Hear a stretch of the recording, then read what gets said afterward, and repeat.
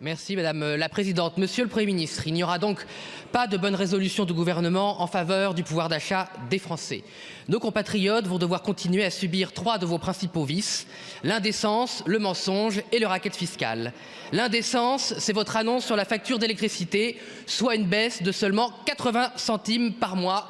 Oui, 80 centimes par mois. Je dois dire, Monsieur le Premier ministre, qu'on ne sait plus s'il faut rire ou pleurer devant une décision indigne, alors que la facture d'électricité des Français a augmenté de 50% depuis 10 ans. Pire, Monsieur le Premier ministre, cette baisse n'est même pas un effort ou une économie de votre gouvernement, c'est tout simplement la restitution aux contribuables d'un trop perçu fiscal qui en fait aurait dû leur revenir quoi qu'il arrive. Car le macronisme lie toujours l'indécence au mensonge. Les factures d'électricité ne baisseront pas, même pas de 80 centimes. Pourquoi? À cause de la hausse de 2 milliards d'euros des certificats d'économie d'énergie que vous avez décidé par décret. Seul le RN, seule Marine Le Pen et seul Jordan Bardella ont eu le courage, une fois encore, de dénoncer ce racket fiscal et de dire la vérité contre les mensonges systématiques que vous avez répétés, toute honte bue.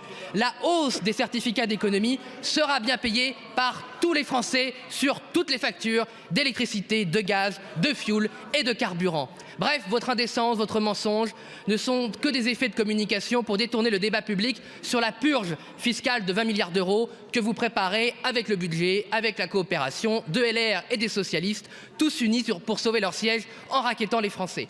Alors, Monsieur le Premier ministre, pourquoi refusez-vous les mesures du Rassemblement national pour baisser vraiment la facture d'énergie? Baisser la TVA de 20 à 5,5, rompre avec les règles européennes de tarification de l'électricité et surtout cesser de subventionner une politique décroissante et inflationniste en mettant à la poubelle la 3e politique pluriannuelle de l'énergie.